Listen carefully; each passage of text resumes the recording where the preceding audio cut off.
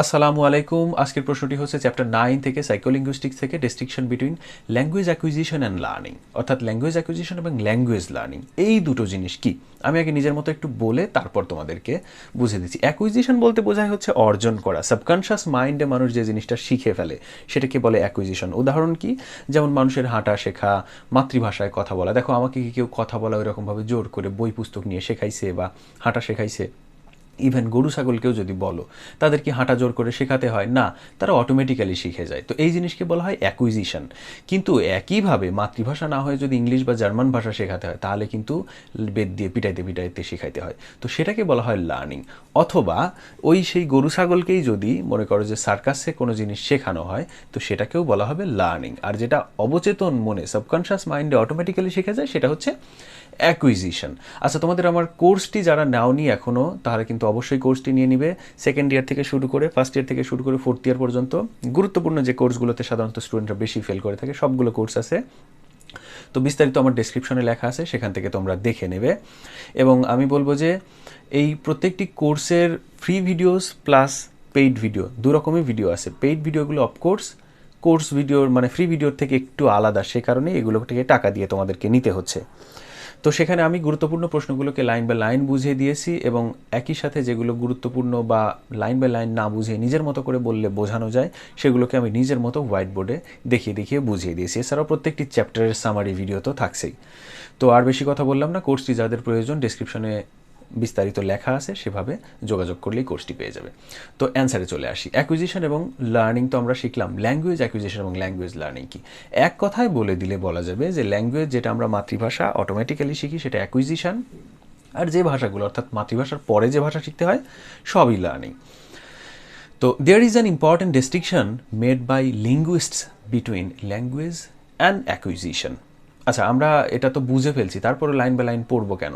আসলে line by line পড়বো হচ্ছে বুঝলেই কিন্তু পরীক্ষাতে অনেক সময় শর্ট কোয়েশ্চেন এত বড় লেখা যায় না, সেই কারণে। হ্যাঁ, তো কিছু লিঙ্গুইস্ট বা ভাষাবিদ ডিস্টিংশন বা পার্থক্য তৈরি করেছে কিসের মধ্যে? Between language acquisition and language learning. Children acquire language, বাচ্চারা ভাষা অর্জন করে থ্রু এ সাবকনশিয়াস প্রসেস, অবচেতন মনে, during which they are unaware of grammatical rules. ওইভাবে ভাষা শেখার সময় জন্মগতভাবে ছোট থেকে তারা এই গ্রামাটিক্যাল রুলস এগুলো কিছু জানে না। This is similar to the way we acquire their first language. এই উপায়ে মানুষ আমরা কি করি? আমরা আমাদের প্রথম ভাষা মানে মাতৃভাষা এটা শিখি। দে গেট এ ফিল, তারা একটা ফিলিংস পায় for what is and what is not correct. তারা অটোমেটিক্যালি কেমন যেন বোঝে যায় যে কোনটা সঠিক এবং কোনটা সঠিক নয়। In order to acquire language acquire করার জন্যে the learner needs a source of natural communication. Natural কমিউনিকেশনের একটি উৎস থাকলেই লার্নার কমিউনিকেশন মানে অটোমেটিক্যালি ল্যাঙ্গুয়েজ অ্যাকুয়ার হয়ে যায়। The emphasize on the text of the communication and not on of the form. এর কি লিখছি এখানে?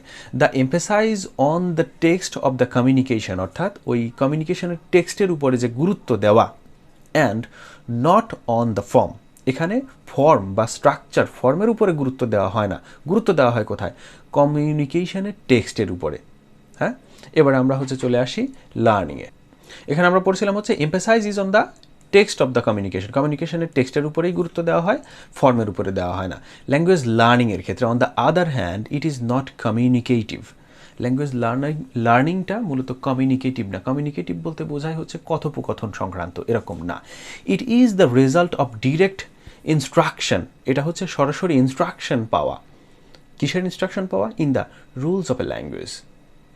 কোনো ভাষার রুলস সম্পর্কে যে আমরা সরাসরি ইনস্ট্রাকশন পাই সেটা লার্নিং, যেটা আমরা করি নতুন ভাষা শিখি, ইংলিশ ভাষা যেমন শিখছি। হ্যাঁ, it is the result of a direct instruction in the rules of language and it certainly is not age appropriate activity. এবং এই লার্নিং জিনিসটা আসলে এজ অ্যাপ্রোপ্রিয়েট অ্যাক্টিভিটি না ফর ইয়োর ইয়ং লার্নার্স। আমাদের যে ইয়ং লার্নার্সগুলো আছে তাদের বয়সের সাথে এটা ওইভাবে যায় না। বিষয়টা কি আমি একটু পরে বুঝিয়ে বলছি। In language learning student have conscious knowledge. লার্নিংয়ের সময় স্টুডেন্টদের একটা কনশাস বা সচেতন জ্ঞান থাকে কিসের ব্যাপারে? Of the new language. নতুন ল্যাঙ্গুয়েজটা যে আমরা শিখবো এই ব্যাপারে আমাদের আগে থেকেই জানে, কিন্তু বাচ্চারা যখন জন্মগতভাবে শিখে, যেটাকে অ্যাকুইজিশন বলে, ওরা কিন্তু জানেই না যে আমরা কী শিখছি না শিখছি, ওরা বলতে থাকে just. And can talk about that knowledge, এবং ওই নলেজ সম্পর্কেই তারা বলার চেষ্টা করে লার্নিংয়ের ক্ষেত্রে।